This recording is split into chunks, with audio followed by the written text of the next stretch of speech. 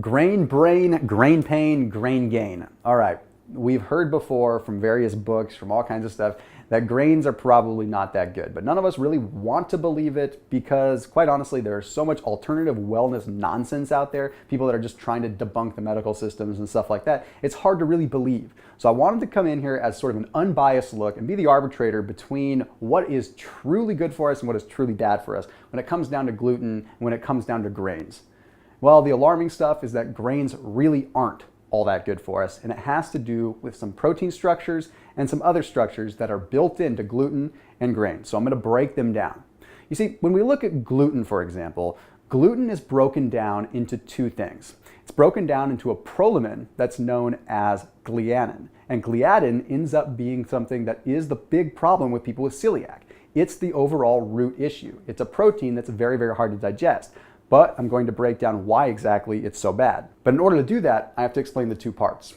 We have prolamins and we have gluteins. I want you to think of prolamins as the hardware stores. Okay, they're the hardware stores of protein that make up things like wheat, make up things like barley and oats and stuff like that.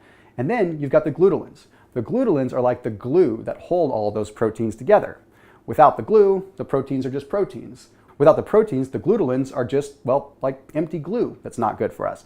So we have to look at how it works. In the case, again, of gluten, the prolamin is one that's known as gliadin, and the glutenin is known as glutenin. Yeah, that's a lot of glutes. Yeah, buns and ties. But here's how it actually works in the body, and I'm going to explain how gluten and other grains connect in just a second, so stick with me. I know this is a lot of glutes and a lot of weird words.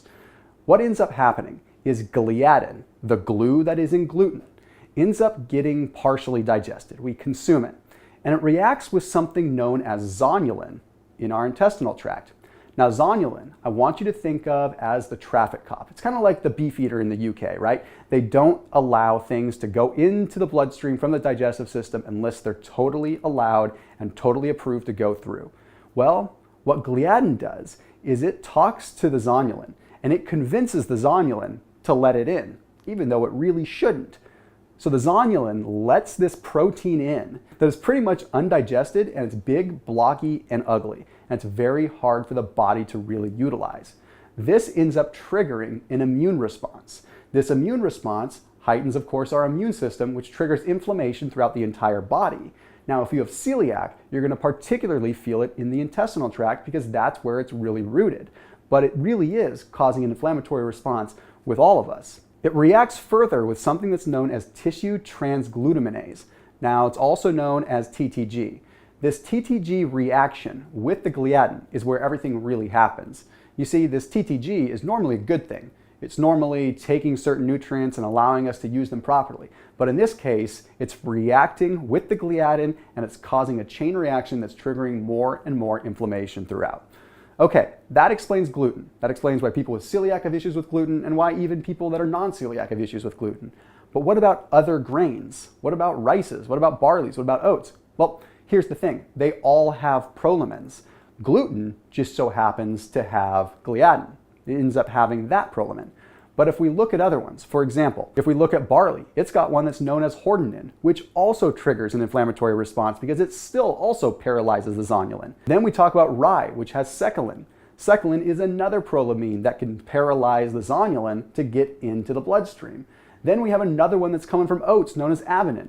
Now, people may think, I'm having gluten-free oats. This isn't going to be that bad. Well, newsflash, the avenin from the oats is still pretty darn bad.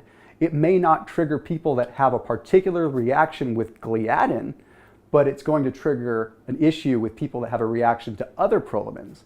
You see, celiac is just the one diagnosis.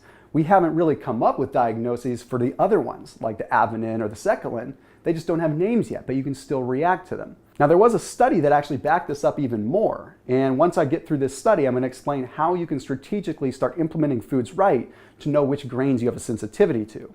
So what this study looked at, it was a randomized, totally double-blind study that took 34 participants that had irritable bowel syndrome but did not have celiac disease.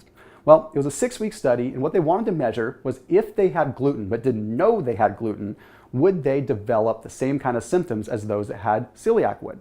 Well, what they found was by giving them a couple pieces of bread or giving them a muffin that they did not know if it was gluten-free or not, they ended up finding that even if they did not have celiac, they still ended up having the pain, the bloating, and the overall inflammation that was associated with the same foods that a gluten intolerant person or someone with celiac would experience. So that kind of tells us, even if you don't have celiac, you still can have a true gluten sensitivity. Now, it hasn't been investigated further. We don't really know what the mechanism of action is, but it sounds more than likely like it's a reaction to the prolamins. So what can you do to test which grains you have an issue with? Because you may not necessarily have an issue with rice, but you may have an issue with barley. But maybe you don't have an issue with oats, but you have an issue with rye. See, it all comes down to testing. What you're going to want to do is you're going to want to eliminate all grains and all gluten from your diet. Okay, just do it for a couple of weeks. It doesn't take long. And it's not that hard to do. Just eliminate it. Just go cold turkey.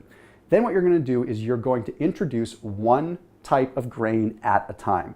So let's take, for example, rye. So go ahead and grab some straight rye. And you're going to consume that in one way or another. And you're going to monitor yourself. Try not to be subjective, but really try to take a true look at it and see how you feel when you have that rye. And then if you don't feel anything, then you probably don't have a sensitivity to it. Wait a couple days, let it clear out, and try again, maybe with some oats. Then try it with some barley. Start measuring truly if you have a solid issue with a particular grain, because not all grains are created equal. I will be honest, if I eat quinoa, I bloat for like 2 weeks. That shows I seriously have a sensitivity to that. But I can eat oats and not have too much of a problem. Gluten's a whole other story. I actually fall flat on my back if I eat gluten. But case in point is that everybody's different. Everybody has a different response to different grains, and it doesn't mean that they're universally bad. We just have to truly know and have a solid education of how they work in our bodies. So regaining your health and controlling inflammation is a huge part of living longer and feeling better. So if you click on the link, I'll explain some other ways how PuraTHRIVE makes a strong effort and leads with science to make sure that you can modulate inflammation and take back control using turmeric, but all the other lifestyle patterns that you can implement to truly live an anti-inflammatory lifestyle. I'll see you on the next page.